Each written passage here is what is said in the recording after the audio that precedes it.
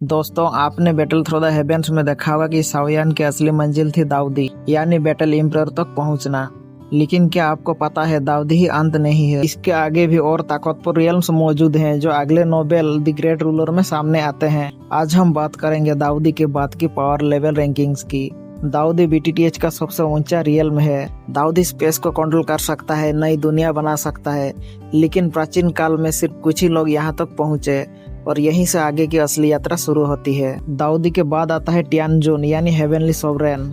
हाँ, ये वो हॉल ऑफ सोल वाला टियानजुन मत समझ लेना। ये वो लोग हैं जो स्वर्ग और धरती के नियम को मैनिपुलेट कर सकते हैं। इनको भी फर्दर 3 लेवल में डिवाइड किया गया है, इनिशियल, मिडिल और पीक। और एक स्टेप एक पूरे ब्रह्मांड को हिला देने जितना ताकतवर होता है। इससे ऊपर है मार्शियल एंसेस्टर। इनकी शक्ति इतनी विशाल होती है कि ये चाहे तो गांड भी मार सकते हैं। सॉरी भाई, मजाक कर रहा हूँ।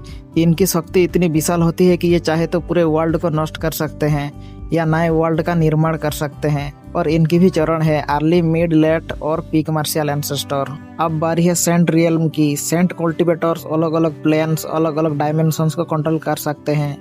इनके स्तर है लेसर सेंट, ग्रेट सेंट और पीक सेंट। ये कल्टिवेटर मल्टीवर्स में स्वतंत्र रूप से घूम सकते हैं। सेंट से ऊपर आता है हेवनली रूलर, लोअर, मिडिल और अपर हेवनली रूलर। ये वो रूलर हैं जिनकी ताकत पूरी मल्टीवर्स पर हावी होती है। और फिर आता है दाव एंसेस्टर, जिसे ओरिजिन रियल्म भी कहते हैं। यहाँ कल्टिवेटर लॉज ऑफ क्रिएशन यानी सृष्टि के नियम को कंट्रोल करता है। इनके चरण होते हैं अर्ली, मिड, लेट और पीक दाव एंसेस्टर।